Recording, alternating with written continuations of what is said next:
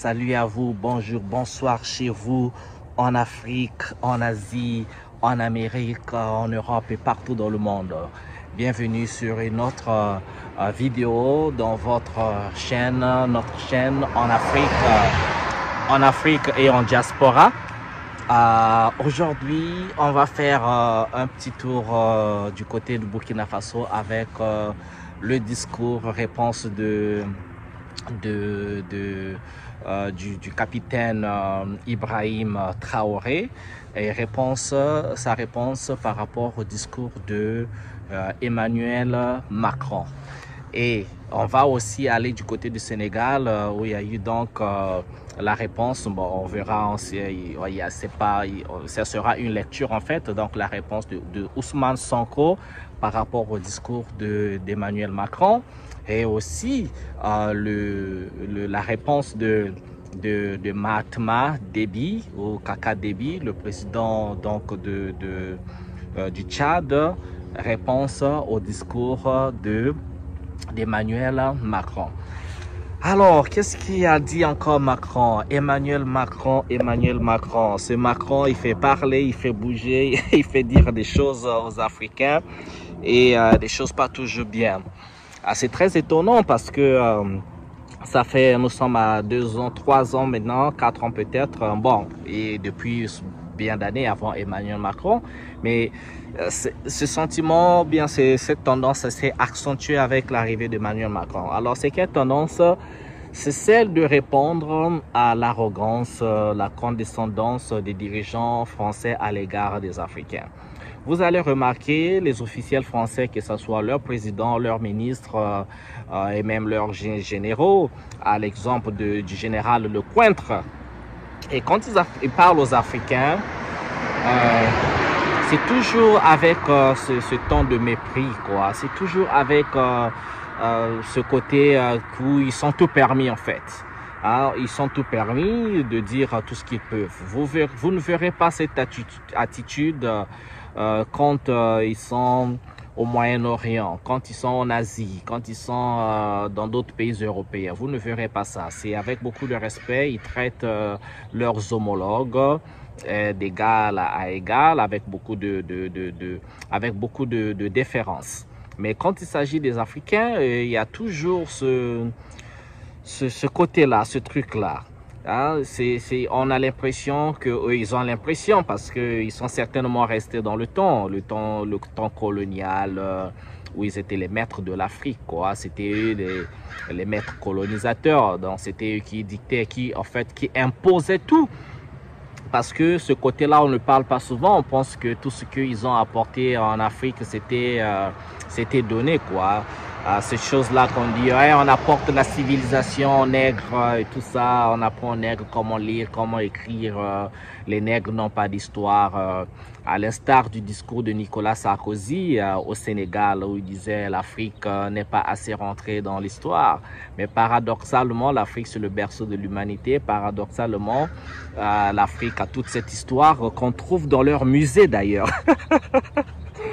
Toute l'histoire de l'Afrique, toutes les traces de l'histoire de l'Afrique, c'est dans leur musée, c'est dans leur bibliothèque. C'est paradoxal, quoi, que ils viennent faire montre de leur ignorance, de leurs limites historiques, géographiques, et limites de leur intelligence, il faut le dire.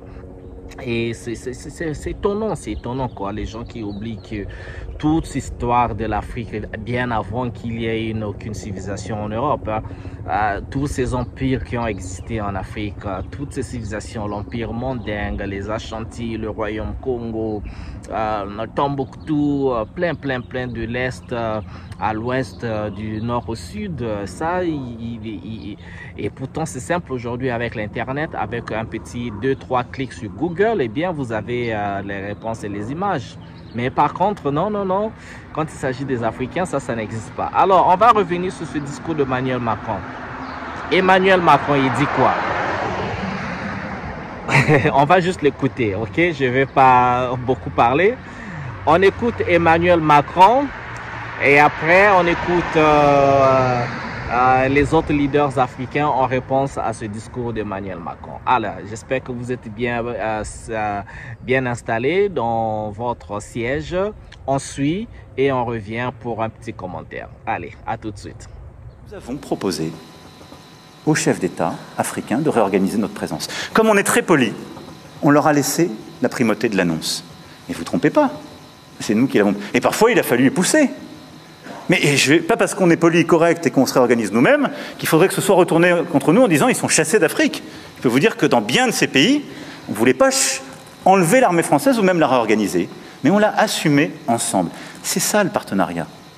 Et donc oui, nous sommes en train d'ouvrir un partenariat de sécurité et de défense nouveau, où on aura des bases stratégiques. Djibouti en fait partie, c'est pourquoi elle est d'une toute autre nature. Je l'ai évoqué devant nos militaires, elle sera pérenne, stable, parce qu'elle est régionale. Et on va demander à nos partenaires de savoir exprimer leurs besoins en termes de défense. Après ces propos qui ont été tenus par M.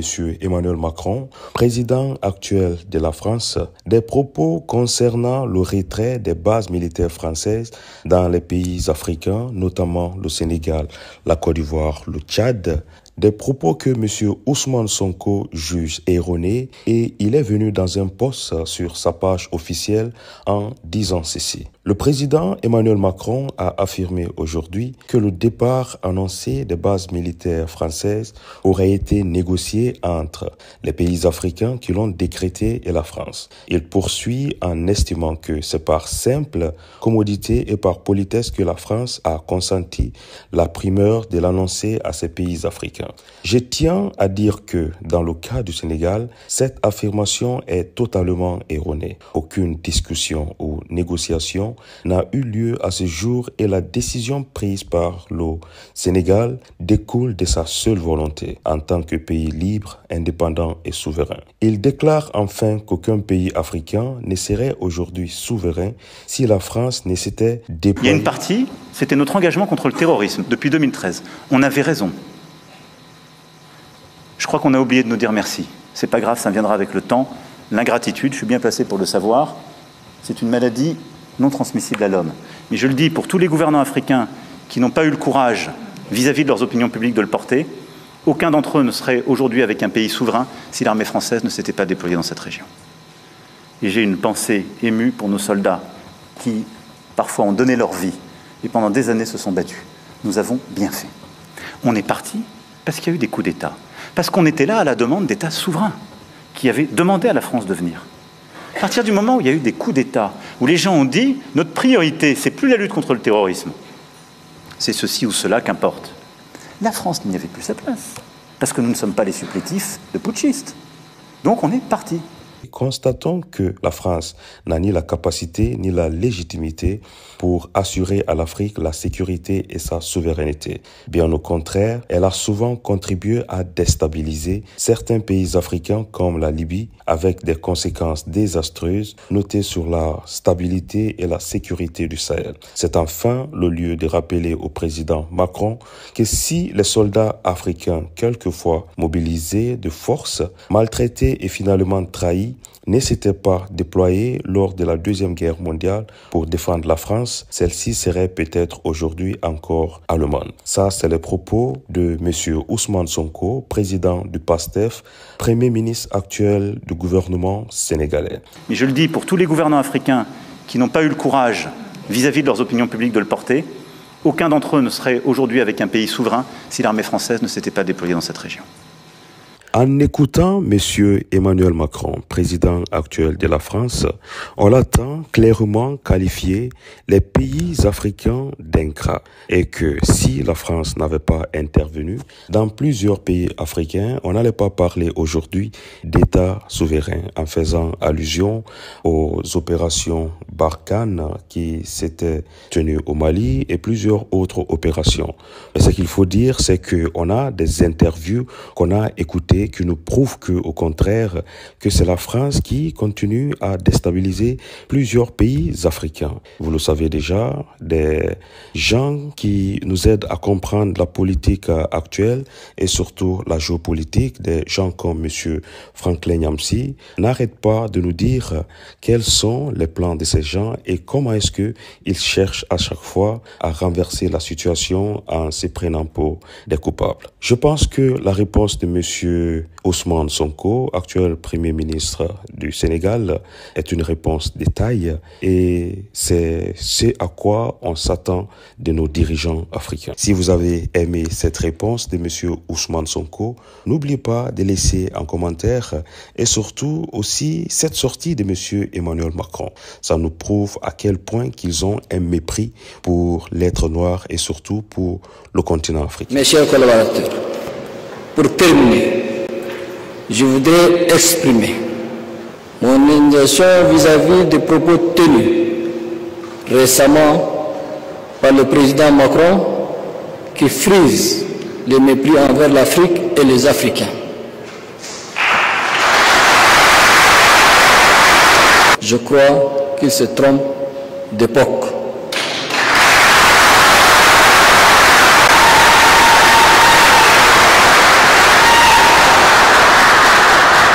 En ce qui concerne le Tchad, la décision de mettre fin à l'accord de coopération militaire avec la France est entièrement une décision souveraine du Tchad. Cela ne souffre d'aucune ambiguïté. Bonne et heureuse année à toutes et tous. Que Dieu vous bénisse. Que Dieu bénisse le Tchad. Je vous remercie. Quand je prends dernièrement les propos d'Emmanuel Macron sur l'Afrique, eh bien, tout Africain conscient devrait donc comprendre très vite tout ce qu'il a pu nous dire et qu'est-ce que ça signifie. Le général Tiani a dit il n'y a pas longtemps du changement donc de tactique ou de stratégie des forces françaises en Afrique. Et je pense qu'il est venu le confirmer. Il s'agit de dissoudre et de garder un dispositif socle. Et Emmanuel Macron l'a si bien dit qu'on ne peut que le remercier pour cette sincérité. Même si certains ont voulu mettre la poudre aux yeux de leur population, mais la réalité finit par rattraper aussi. Ils ne partiront pas de certains pays. Ils ont juste dissous le dispositif. Vous ne les verrez plus dans des bases, mais dans les ambassades, ils seront là. Ils vont constituer des sociétés de sécurité pour sécuriser leurs sociétés qui existent dans ces pays-là. Mais les soldats seront là. Mais vous ne les verrez plus en tenue ou rassemblés dans des bases. C'est tout ce que ça veut dire. Ils vont se réorganiser, mais seront là. Il a parlé de politesse vis-à-vis de certains chefs d'État en leur donnant la primauté d'annoncer donc la rupture ou le départ des forces françaises. Ça nous importe peu, on peut dire. Mais tout ce que nous savons, c'est que si vous voulez une rupture avec ces forces impérialistes, c'est simple, on dénonce les accords. Tout commence par là-bas. Et je pense que l'exemple du Tchad, en tout cas, est palpable. Ils ont commencé par dénoncer les accords. Sinon, si on ne dénonce pas les accords, juste dire que les bases quittent, on n'a rien fait. Parce que le problème se trouve dans les accords coloniaux de défense qui ont été signés depuis l'indépendance. Le plus dangereux n'est pas ceux-là que vous voyez dans les bases. Le plus dangereux, ce sont les conseillers militaires. Les conseillers militaires existent dans tous ces pays. Ils ont existé au Burkina aussi jusqu'en fin 2022, jusqu'à ce que nous prenions nos responsabilités. Et qui sont ces conseillers militaires? C'est ceux-là qui sont censés mettre en pratique la politique de la France ici. Ils doivent travailler à rendre nos armées très faibles pour que la France puisse toujours avoir l'argument d'exister ici. Sous Blaise Compaoré, ils avaient réussi. Nos sentinelles prenaient donc la garde avec des bâtons. C'est ça que la France veut de nos armées. Lorsque nous arrivons à cette étape, nous n'avons pas le choix que de vouloir qu'ils viennent s'installer. Mais l'armée burkinabé a réussi à un moment donné à se débarrasser des conseillers militaires. Malheureusement, je pense qu'en 2019, après l'opération Otapouanou, où ces Français ont vu que l'armée burkinabé avait encore une capacité de réagir au terrorisme, ils ont appelé le chef d'état-major en France, ils l'ont instruit de reprendre les conseillers militaires dans toute la structure. eh bien, il n'a pas accepté, mais au retour au pays, les politiques l'ont instruit d'accepter les conseillers militaires. Et c'est là que les conseillers militaires sont revenus dans l'armée burkinabé en 2019. Avec toutes les conséquences qu'on connaît, l'armée était en train de disparaître dans les années 2020-2021. Et d'ailleurs, c'est le moment où beaucoup de militaires ont dû déserter parce qu'il n'y avait plus d'espoir. On était en train de s'effondrer. Voilà un peu comment ils travaillent. À l'état-major général des armées, dans tous les états-majors d'armée, dans les écoles, c'est eux qui sont censés nous dicter la politique de notre armée. C'est eux qui nous disent combien recruter, quand recruter et qu'est-ce qu'il faut en faire. Ils sont dans les écoles pour nous dire comment il faut les former et ainsi de suite. Tant que ces conseillers militaires sont là, vous n'êtes pas indépendant. Votre armée aura juste l'apparence d'une armée qui sera là en train de faire des parades, du cirque. Mais lorsque viendra la guerre, vous vous rendrez compte que la parade, c'est une chose, mais la guerre, c'est une autre chose. Il faut rompre les accords. C'est la seule façon d'avoir une armée indépendante et se construire, être fort. Mais beaucoup de gens ne le comprennent pas peut-être. Et même avec ces accords, la France choisit dans nos États des élèves officiers pour aller les former. C'est à travers ces mêmes accords. Mais en réalité, ces officiers qui partent se former pour la plupart, pour la France, ils viennent pour servir l'État français dans leur pays. Ils ne viennent pas pour servir nos pays. Ils les forment pour qu'ils viennent servir les intérêts de l'État français. J'en veux pour preuve. Lorsque nous nous sommes révoltés, beaucoup d'officiers au Burkina qui ont été formés en France ont été immédiatement contactés pour leur dire que c'est le moment de se mettre en action parce que vous avez été formés pour ça, pour servir les intérêts de la France. La plupart de ces officiers nous ont rendu compte, nous avons pris acte et nous continuons de suivre. Lorsque un officier formé en France arrive dans son pays et par malheur meurt soit par accident ou bien sur le champ de bataille, en France, il y a une nuit d'hommage aux morts dans l'armée, comme partout ailleurs. À la nuit d'hommage aux morts, on cite le nom de l'officier en question et on dit « mort pour la France ». Il ne le forme pas pour servir son pays, il le forme pour servir leur État. Et dans beaucoup d'États africains, il y en a plein de ces officiers. Combien sont patriotes, Dieu le sait. C'est une leçon que Emmanuel Macron a donnée encore aux chefs d'État africains, de se rattraper et de pouvoir vraiment mener cette lutte contre l'impérialisme. Mais en plus de ça, il a aussi insulté tous les Africains dans ses propos. Il y a une partie qui a retenu mon attention, là où il parlait d'ingratitude. Et que l'ingratitude est une maladie non transmissible aux humains. Lui, il est humain, notre ingratitude n'est pas transmissible à lui. Voilà comment ce monsieur voit l'Afrique, voit les Africains. Nous ne sommes pas des humains à ses yeux. Peut-être que c'est lui qui n'est pas humain, il ne se met pas dans la classe des humains. Mais s'il y a bien un ingrat, c'est bien lui. Je pense que s'il n'est pas athée et qu'il prie, à chaque matin qu'il se réveille et qu'il prie, il devrait aussi prier les Africains. Parce que c'est grâce à nos ancêtres qu'il existe aujourd'hui une France. Il devrait nous prier. À ses yeux, nous ne devons pas être des humains, nous sommes plus que des humains. Ce sont des messages très forts qu'il passe.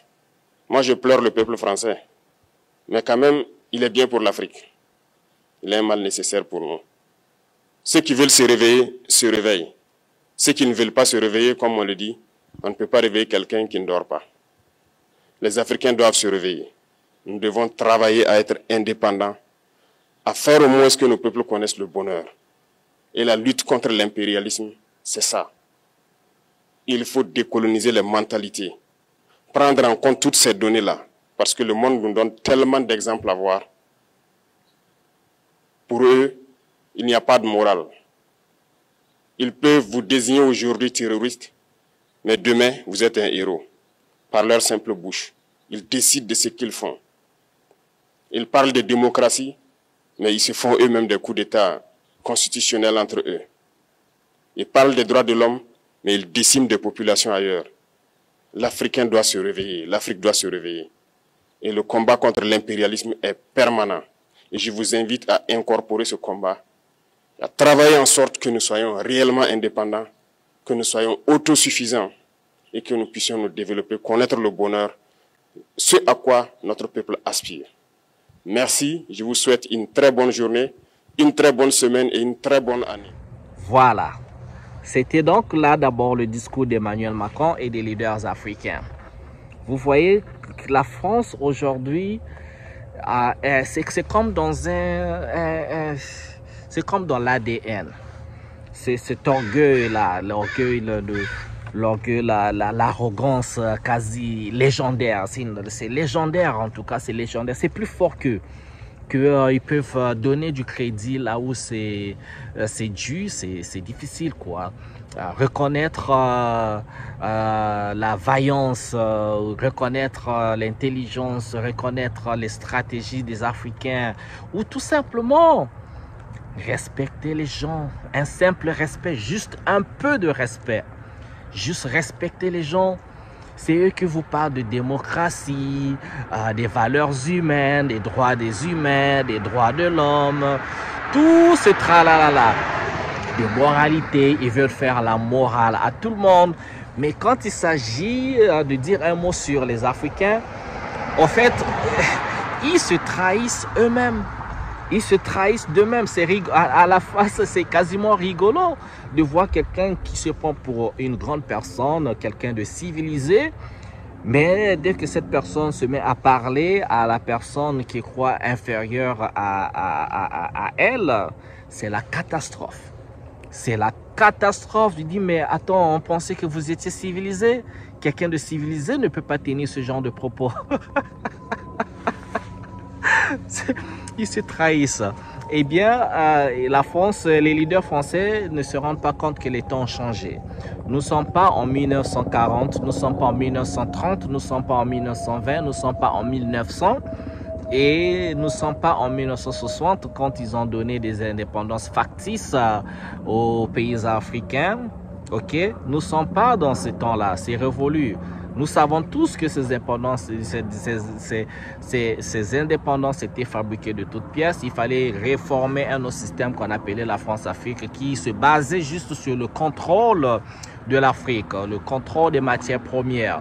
Mais l'erreur de la France, c'est de ne pas s'être arrêté au contrôle des matières premières, mais c'est vouloir contrôler carrément l'esprit et l'âme même des Africains ou des anciens colonies.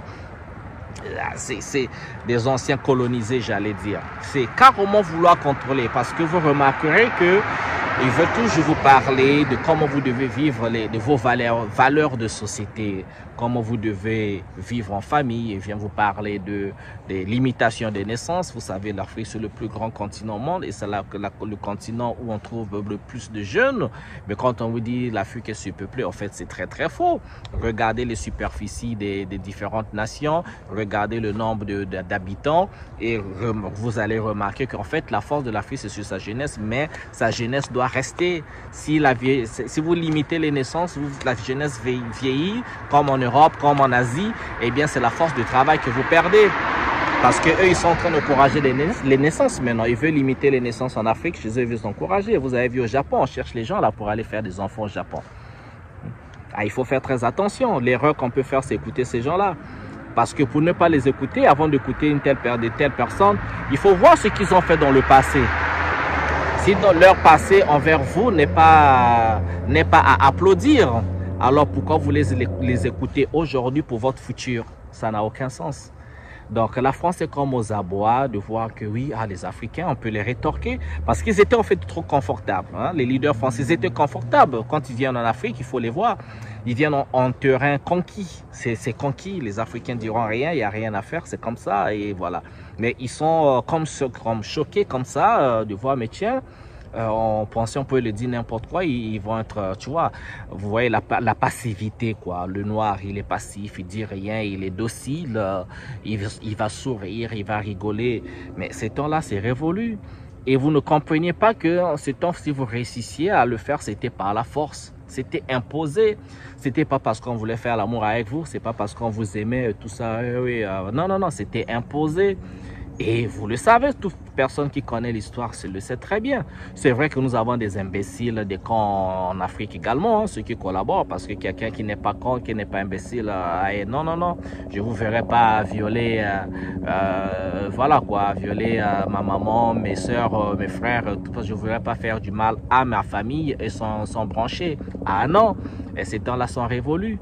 Donc, tout ce qu'on demande est pourtant à la France, quand vous faites une grande lecture de tous les leaders africains, surtout les panafricanistes, ceux qui parlent, ceux qui se prononcent, c'est pas si compliqué que ça. Et pourtant, c'est le respect, c'est la souveraineté. Laissez-nous décider de l'avenir de nos enfants.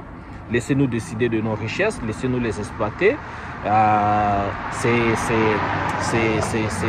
C'est l'indépendance. L'indépendance de